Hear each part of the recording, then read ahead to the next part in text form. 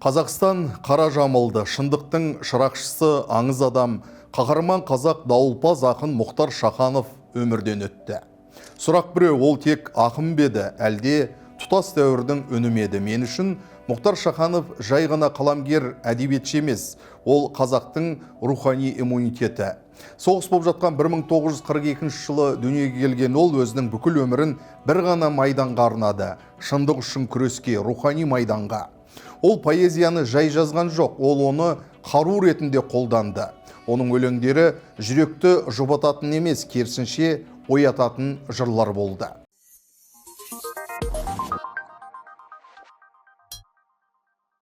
Бір 1986 жыл желтоқсан, көпшілік үнсіз қалды, көпшілік қорқты, ал Шаханов ше, ол үнсіз қалған жоқ. КСРО сияқты алып империяның алдында қасқайып тұрып, желтоқсан шындығын айтты. Мына бір сәтті елестетіп көрейікші. 1989 жыл Мәскеу, Кремль. Залда КСРОның ең ықпалды саясаткерлері отыр. Мінбер империяның ең биік трибунасы, сол мінберге қазақ Мұхтар Шаханов көтеріледі. Бұл жай сөз сөйлеу емес еді. Бұл қауіптің дәл ортасына өз еркіңмен кіру. Өйткені ол не туралы айтқалы тұрды? Желтоқсан туралы. 1986 жылғы Алматыдағы оқиға сол кезде әлде жабық, бұрмаланған, қорқынышпен көмкерілген тақырып болатын. Бірақ Шаханов тоқтаған жоқ. Мен оның сол кездегі батылдығын жай ерлік деп айта алмаймын. Бұл жүйеге қарсы шыққан сана еді. Ол мінберден былай деді: желтоқсан оқиғасына объективті баға беру керек. Жазықсыз жастарға жасалған қиянаттың кінәлілері жазалануы тиіс. Сол сәтте ол тек қазақ елі үшін ғана емес, ақиқаттың өзі үшін сөйледі. Залда отырғандардың ішінде КСРО басшысы Михаил Горбачев те бар еді. Және ең маңыздысы, Шаханов оны жауап беруге мәжбүр етті. От общественности до сих пор скрывается число жертв среди демонстрантов. По неполным данным, около 2000 человек было арестовано. Многие из них осуждены к длительным срокам лишения свободы. Тысячи исключены из учебных заведений, уволены с работы. Эпоха застоя при первом на него натиске показала свой жестокий оскал, результатом которого явились жертвами сотни политически неподготовленных юношей и девушек, навсегда сломленных жизней. Справедливости ради надо отметить, что партийная организация республики во главе с заметной интернациональной фигурой товарищем Колбиным приложила немало усилий для оздоровления обстановки. Однако правда о событиях в Алмате и по противоправных действиях солдат внутренних войск до сих пор остается засекреченной.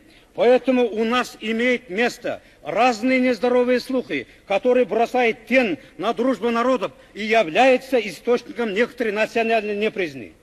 В связи с этим мы убедительно просим создать комиссию из числа народных депутатов, представляющих различные регионы и национальности, для выяснения настоящей истины о декабрьских событиях в Алмате. После вышесказанного вышло постановление ЦК КПСС о работе Казахской республиканской партийной организации по интернациональному и патриотическому воспитанию трудящихся. Поэтому в этом постановлении событие названо проявлением казахского национализма. Можно обвинить 5000 людей, 10 тысяч людей и 100 тысяч, но нельзя же обвинить национализм весь казахский народ. Слово «казахский национализм» – это обвинение всему казахскому народу. Поэтому мы обращаемся с просьбой об остановлении справедливости, снять с народа суровые и незаслуженные обвинения. Казахский народ не раз доказал своей историей, своей кровью верности дружбы народа.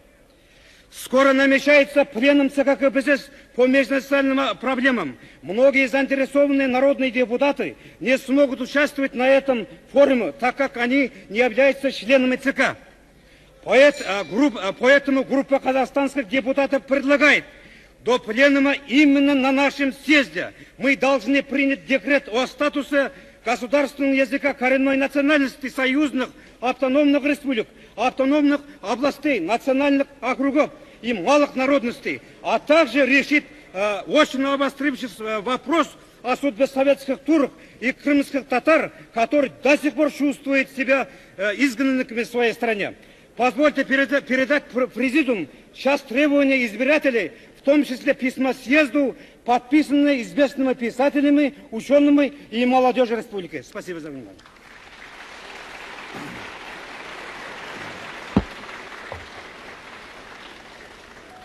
Осы жерде бір нәрсе анық, бұл сөз жай айтылған жоқ, бұл сөз қорқынышты бұзды.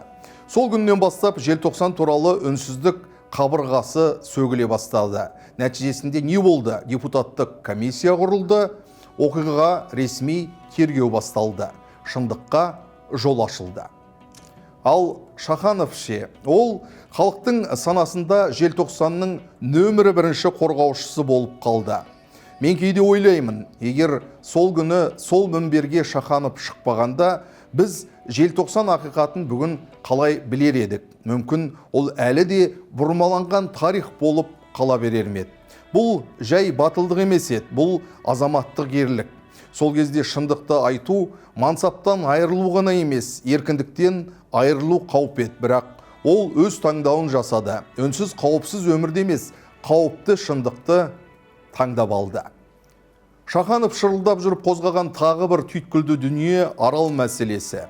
Көп адам бұл туралы білмейтін кезде Шаханов оны әлемге жеткізді. Ол Аралдың климаттық дағдарысын жай экологиялық мәселе ретінде емес, ұлттық трагедия ретінде көрсетті.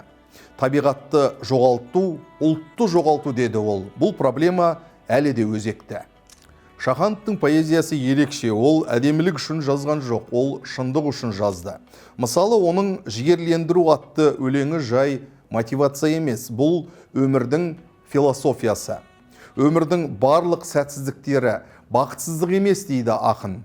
Ол адамды жұбатпайды, ол адамды оятады. Көпшілік оны ақын ретінде ғана біледі, бірақ ол драматург те болды. Сократты еске алу түні, Махаббат заңы сияқты шығармалары шетел сахналарында көп мәрте қойылды. Ал досы қырғыз классигі Шыңғыс Айтматовпен бірге жазған Құз басындағы аңшының зары екі алыптың ой тоғысы, ойшылдардың творчестволық тандеміне айналды. Бұл жай әдебиет емес, өркениеттік диалог.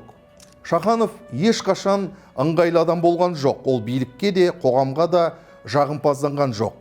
Ол әрдайым қазақ тілі үшін, ұлттық мәдениет үшін, тарихи әділеттілік үшін күресті.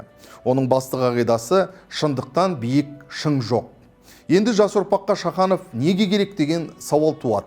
Керек, өйткені адамзат әлі де күрделі кезеңде тұр. Ақпарат көп, бірақ шындық аз. Дауыс көп, бірақ ар-ождан аз. Ал Шаханов сол жоғалып бара жатқан қасиеттің символындай көрінеді. Ауыстырылмайтын адам жоқ деген тәмсіл бар, бірақ өмірдің шындығы басқа. Кейбір адамдар кеткенде олардың орны бос қалмайды. Ол орын тарихқа айналады. Мұхтар Шаханов дәл сондай тұлға. Бір нәрсе айқын, Шаханов өткеннің адам емес, ол біздің бүгінгі ар-ұжданымыз. Егер біз оны ұмытсақ, біз өзімізді ұмытқанымыз. Қош бол, қазақтың мұхтары, азаттықтың қыраны. Сіздің сөзіңіз әлі талай ұрпақты оятады.